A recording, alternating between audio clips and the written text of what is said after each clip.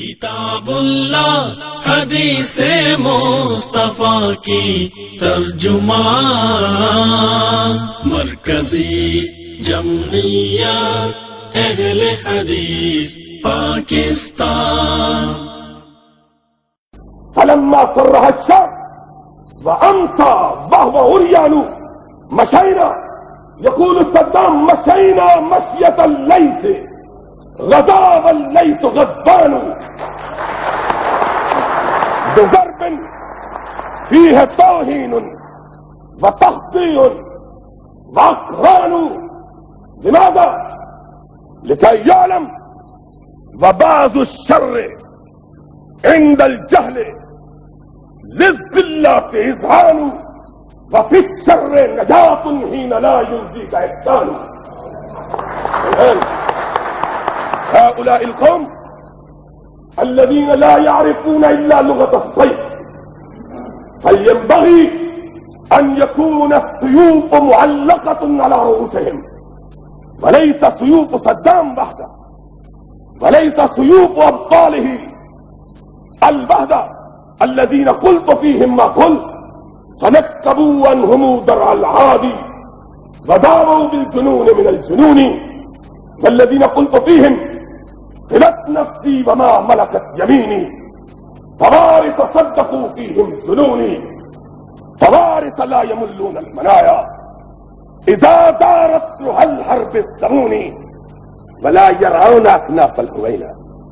تقتلون أبناءكم في إيرانكم الذين لا يرعون علا ولا ذمة في أبناء جلدتهم، كيف تتوسعون منهم خيرا؟ فأنا أقول ومن على هذا المنبر قد حان الوقت بأن يرفع صدام في يده راية جده رسول الله ويمضي ورب الكعبة نحن براءه جنود مجندون، والأمة الإسلامية من ورائه قاطبة جنوده وعساكره، فليرفع راية جده محمد، فليرفع راية الإسلام. وقد شاهدت بغداد وقد شاهدت العراق أن راية الله هي المرفرفة، وأنا أهنئه بأنك جعلت القادسية شعارا. أهنئك أن القادسية رمز البطولة والكفاح، رمز النصر والظفر، وإن نصر الله العاد، وإن نصر الله العاد، وإن نصر الله العاد، وكان حقا علينا نصر المؤمنين.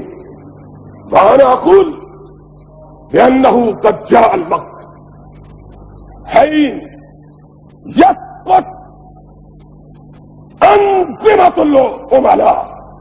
کاروان دعوت قرآن و حدیث، مرکزی جمعیت اہل حدیث پاکستان۔